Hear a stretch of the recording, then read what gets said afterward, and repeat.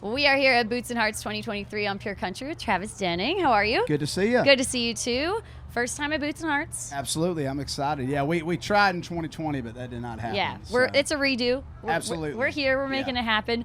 Has anybody in the country music world given you kind of a heads up on what to expect from Boots and Hearts? One of my very close friends, he used to be part of my crew. He came here with another artist, I think last year, and he told me a few weeks ago, he was like, I think this is one of the best festivals there is. Every time we've played Canada, it's like a top 5 show of the year. Okay, and before we were on camera here, we were just chatting about, you did a showcase last year in Toronto, which was really cool, and I unfortunately didn't get to go to it, but there was other Canadian legends in town in Toronto with you. So who were you hanging out with? Might as well be the Prime Minister of Might Canadian as well. rock and roll. Yeah, Nickelback was in town, and I had met Chad a year prior outside of Vancouver at a show, and so it was a lot of fun. We played the show, and they couldn't make it to the show. They got in late, but we got to hang out and see them, and man, I just saw them in Nashville.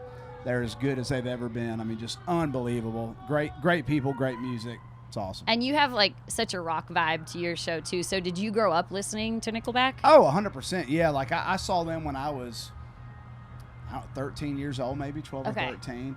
My dad loved them. He kind of introduced me to them. I mean, I remember when Silver Side Up came out, and huge fan. I mean, I just think, obviously there's like the age-old meme of them and everything, but like they just make the most fantastic sounding rock and roll records. That it just, I don't know, they honestly, they remind me a lot of AC/DC in the sense of like, it's just so good, it's immediate, don't bore us, get us to the chorus kind of stuff. And they're still killing it and rocking it. Maybe a collab at some point? Be amazing. I think that would be pretty cool. We've collabed on drinks. Well, you've already That's started about it. something. But collab on music would be sick. That'd be great. You probably collab on the drinks, and then that will lead for to the music. 100%. That's usually how it works, yeah. And so, like, your shows, like I said, they're very rockin'. You are an incredible guitar player. Thank you. And your songs in the past have been, super fun and about drinking and partying, which they still are. But do you find that you found a little bit of a new inspiration to a side of your music now that you are a happily married man? Yeah, totally. I mean, I think the first song I really wrote and put out about me and Madison was Buy a Girl a Drink, and that was the first time I'd really kind of put a love song out. And I put out 2 songs that were very specific about her the week before we got married. And so, I've had a lot to write about, in a good way. And it's been fun. But there's still going to be some very rockin' redneck stuff on this project I'm working on. So we'll have a good mix of all of it. That's cool, though. I feel like it's fun to see that in an artist, to see the growth of you as you do grow up and get married and start a family. Like, you get to incorporate so many different things into your music now. Totally. And grab a whole new group of people, which is really fun. Yeah, absolutely. And I mean, I think it's cool to see people that have grown with me and still new fans that we're getting and stuff. And, I was telling someone the other day, I mean, David Ashley Parker from Powder Springs is 5 years old. And it's cool now singing it versus when it first came out.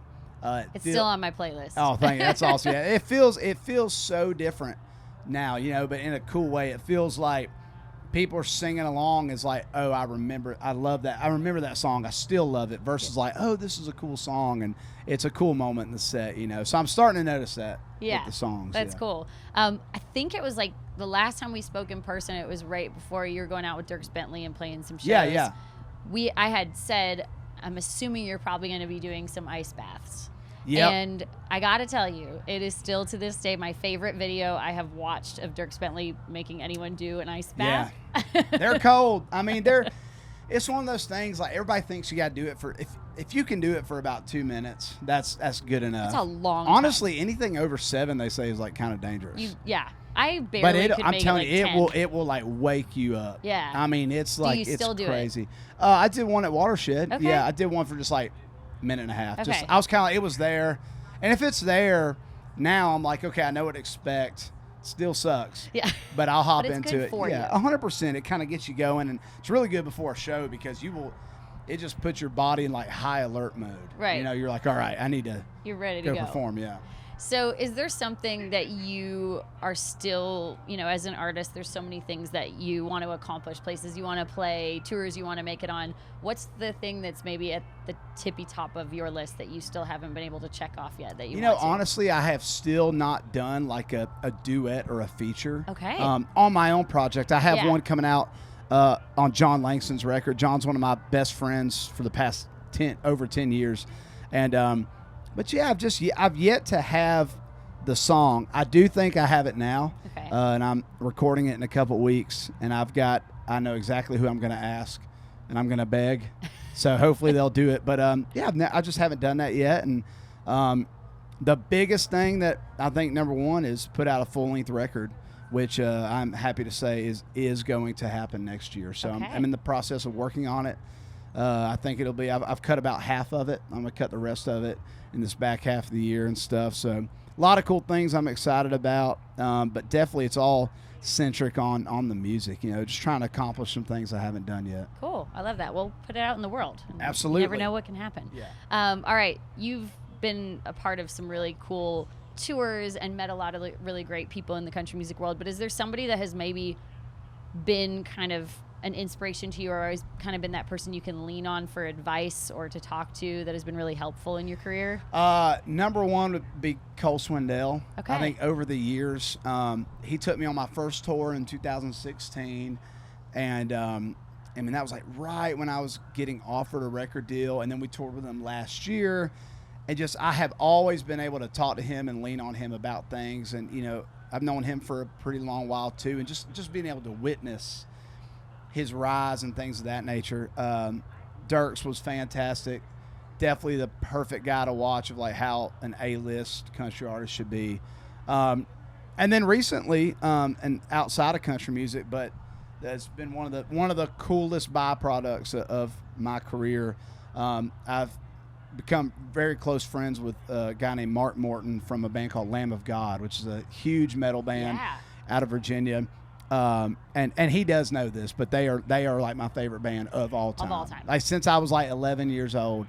This is where that rockin' side 100%, yeah. in. And he's a huge influence on my guitar playing, and we've become very close friends. We've written together. We've gotten to like just talking to him, and I think the biggest cool thing about conversations with him is realizing how much in common, just career-wise, country and like metal have, and you just learn that it's all music. You know what I mean? We're all going through the same stuff. It's just different genres and different things. Kind of like same page of the book, just different chapters and stuff like that. That's so. Or cool. I don't know, other way around. Other way around. So, I got different, whatever. What you're saying. Y'all get what I'm saying. Same book. You got it. It don't matter how thin a pancake is; it's got two sides. You know what I mean? But no, Mark's been an amazing friend lately, just to lean on conversations and stuff. And it's cool too. Like I think we're in a really interesting era of country music where rock is really, there used to be a few artists that had a little bit of the rock side of their shows, but now it's I thank really God a every thing. day that it's like happening. Yeah, for sure. I mean, it's just, and it's a thing where like that it's helped me be able to lean into that avenue a little bit more. I mean, I still want to do songs like Buy Girl Drink, and I still want to have depth and things of that nature, but like it feels good knowing that some drop D and drop C guitars are happening on some heavy songs, and country fans are loving it again. Yeah, and you can get up on stage and do that and slow it down and sing a love song 100%. and fans are there for it. And I'll tell you right now, circle back to Nickelback again. I feel like I went to that show in Nashville. They brought out Hardy, Bailey Zimmerman, Ernest, Jelly Roll came out with Brantley. I mean, they got Brantley on the they got Brantley on the tour, Chris Daughtry. That crowd there was a country music crowd.